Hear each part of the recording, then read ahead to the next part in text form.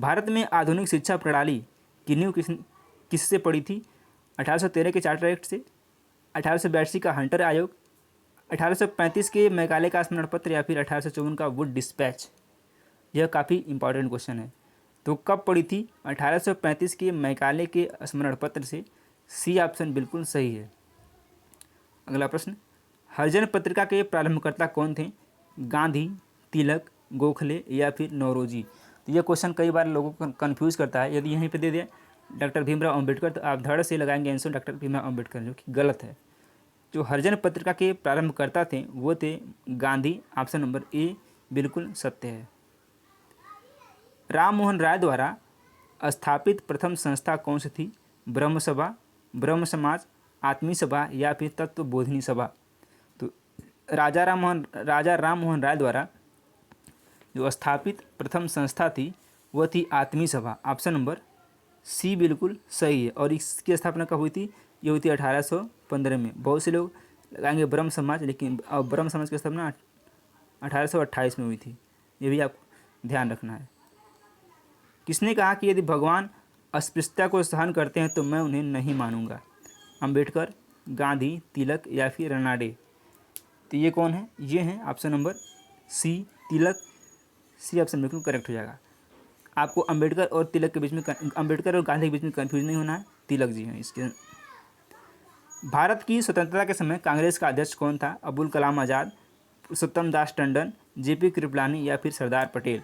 तो भारत की स्वतंत्रता के समय जो कांग्रेस के अध्यक्ष थे वो थे JP Kripalani. Option number C बिल्कुल करेक्ट है। और ये कब की बात है? इन्हें जो है जेपी कृपलानी थे, इन्हें वर्ष 1946 के मेरठ अधिवेशन में कांग्रेस का अध्यक्ष चुना गया था। यानी कि इनको 1946 में मेरठ जो है मेरठ के अधिवेशन में इनको चुना गया था। तो इस तरह से सी ऑप्शन का करेक्ट हो जाएगा। तिलक को लेकर किसने कहा था कि संस्कृत के विद्वान के रूप में तिलक में मेरी दिलचस्पी है? ये इंपॉर्टेंट स्टेटमेंट है। William Jones, Max Muller, Einstein या फिर एओ ह्यूम ने। तो यह कहा था मैक्स मुलर ने। बी ऑप्शन बिल्कुल सत्य है, सही है। और ये मैक्स मुलर का एक कथन है।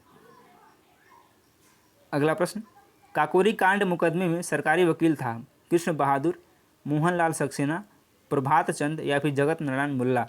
तो कौन थे? जगत नारायण मुल्ला थे काकोरी कांड में सरकारी वकील। डी ऑप्शन बिल्कुल सही है। भगत सिंह, सुखदेव और राजगुरु को किस केस में फांसी दी गई थी? कानपुर षड्यंत्र केस, लाहौर षड्यंत्र केस, काकोरी केस या फिर अलीपुर षड्यंत्र केस में। तो यह किस में दी गई थी? ये दी थी लाहौर षड्यंत्र केस के तहत। ऑप्शन नंबर बी बिल्कुल करेक्ट हो जाएगा। और फांसी कब दी गई थी? 23 मार्च 1931 को। 23 मार्च, ये काफ़ी फेमस क्वेश्चन है। 23 मार्च 1931 को हमारे इन बिन सपूतों को फांसी दे दी गई थी। अगला प्रश्न, ट्रेड यूनियन आंदोलन के क्रांतिकारी चरण का समय था 1918 से 1926, 1926 से 1939, 1939 से 1945 या फिर 1914 से 1918। तो ट्रेड यूनियन आंदोलन के क्रांतिकारी का जो चरण था वह था 1926 से 1939। सी ऑप्शन बिल्कुल सही है। भारत छोड़ो आंदोलन के प्रस्ताव का आलेख किसने बनाया था? महात्मा गांधी, जवाहरलाल नेहरू, सरदार पटेल या फिर मौलाना अबुल कलाम आज़ाद। तो किसने बनाया था? यह बनाया था महात्मा गांधी ने। ए ऑप्शन बिल्कुल करेक्ट हो जाएगा। और भारत छोड़ो आंदोलन कब हुआ था? ये हुआ था 1942 में। ये भी आपको ध्यान रखना है, पूछ सकता है। अगला प्रश्न, निम्नलिखित घटनाओं को उनके कालक्रम के अनुसार बताना है कि कौन सी घटना कब हुई थी, ये बताना। अगस्त प्रस्ताव कब हुआ था? 8 अगस्त 1940। ये हुआ था 8 अगस्त 1940। अगला है आईएनए का मुकदमा। तो आईएनए का मुकदमा जो हुआ था 1945। भारत छोड़ो आंदोलन 1942। और रॉयल इंडियन नेवल रेटिंग्स का विद्रोह ये कब हुआ था? ये हुआ था 1946 में। तो अब आपको लगा लेना है 1940, 45, 42 और 46। तो सबसे पहले क्या आएगा? सबसे पहले आएगा 1940 ए, फिर 1942 1 3, फिर 1945 2, फिर 1 3 2 4। ऑप्शन नंबर ए बिल्कुल करेक्ट हो जाएगा। एक बार देखिए, अगस्त प्रस्ताव 8 अगस्त 1940, आईएनए का मुकदमा 1945, भारत छोड़ो आंदोलन 1942 और रॉयल इंडियन नेवल रेटिंग्स का विद्रोह 1946।